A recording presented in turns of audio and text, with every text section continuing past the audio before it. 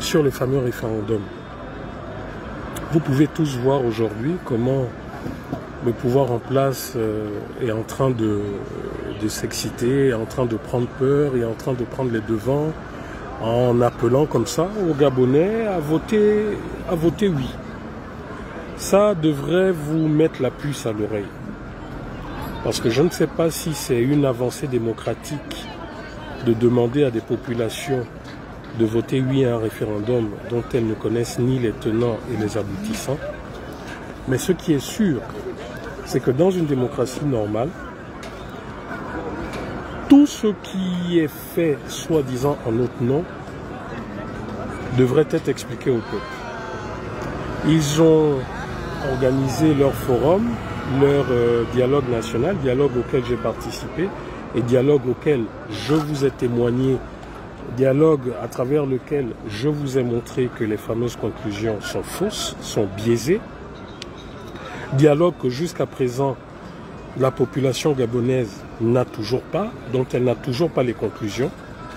La population gabonaise n'a toujours pas les conclusions de cette fameuse constituante et autres. Et de plus en plus, comme ça, des gens sortent de nulle part pour vous inciter à voter oui. Moi, je ne vais pas entrer dans certains débats, dans certaines profondeurs. Je vais juste vous dire ceci. Sans savoir la totalité de ceux qui vont présenter au peuple, oui, certainement, il y aura des choses peut-être bien intéressantes pour le pays. Certainement. Donc, je parle au conditionnel. Mais pour le peu que je sais, pour le peu dont ils ont communiqué, à savoir supprimer le mandat supprimer le poste de Premier ministre, concentrer tous les pouvoirs sur le président de la République, le futur président de la République, et faire passer le mandat présidentiel de 5 ans à 7 ans, rien que cela me suffit à me prononcer pour un non. Rien que le fait de concentrer, même si c'est vrai, hein, c'est une grande hypocrisie, même si c'est vrai que de tout temps au Gabon, le poste de Premier ministre a été, on va dire, un poste honorifique. C'est Omar et Ali qui ont toujours géré les choses. Et les premiers ministres n'étaient là que pour, voilà, manger leur argent et puis après quelques années dire, voilà, qu'ils ne dirigeaient pas. Et c'est un peu ce que nous voyons là actuellement sous le CTRI. Le CTRI fonctionne déjà comme ça. Monsieur Raymond Donsima ne gère rien, aucun ministre ne lui rend compte, puisque tous rendent compte directement au président Oligui. Donc en réalité, le président Oligui dirige déjà de cette manière, sans Premier ministre. Il dirige, il concentre tous les pouvoirs, il concentre les pleins pouvoirs. Donc voilà.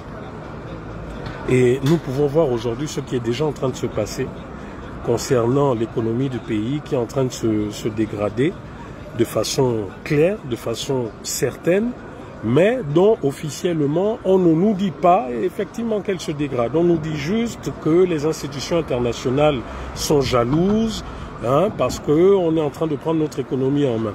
Je cite là, je crois, Monsieur Télésphore au BAM Gomo. Bref, au risque de me répéter, la gouvernance, la malgouvernance, le problème au Gabon n'a jamais été n'a jamais été le nom, comment le dire de façon simple. Le problème au Gabon, ça a toujours été les hommes. Ça a toujours été les hommes, ça a toujours été la volonté de certains hommes à ne pratiquer une politique que pour eux, pour leur ventre, pour leur famille, pour leurs proches. Et aujourd'hui, s'attaquer à des avancées démocratiques telles que la réduction du mandat présidentiel à 5 ans pour le mettre à 7 ans, comme si en réalité c'était ça qui faisait en sorte que le Gabon ne soit pas géré correctement, parce que sous d'autres cieux, même les pays qui connaissent, qui ont des institutions qui fonctionnent correctement, même des pays qui ont des budgets énormes, des budgets 1000 fois supérieurs aux nôtres, hein, se disent que 4 ans c'est beaucoup, 5 ans c'est beaucoup, 7 ans c'est trop, c'est excessif. Et aujourd'hui, nous savons qu'en Afrique, il n'y a aucun président africain, même avec 32 ans, 50 ans de pouvoir, n'a pu terminer ses chantiers. Donc c'est une mascarade, c'est une aberration de dire que donner un mandat de 7 ans permettra au futur président de pratiquer correctement sa politique, d'achever ses mandats. Comme si, en réalité, les problèmes des Gabonais s'arrêtaient en 6 ans, en 7 ans. Ce n'est pas possible.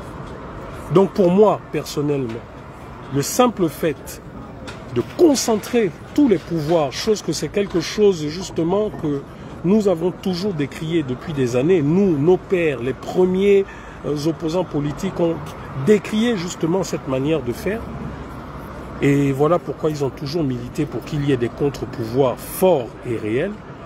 Donc le fait de vouloir demander aux Gabonais d'entérimer la concentration de pouvoir sur, au niveau du président de la République, du futur président de la République, qui sera là pour 7 ans, non, non, je dis déjà non à cette constitution.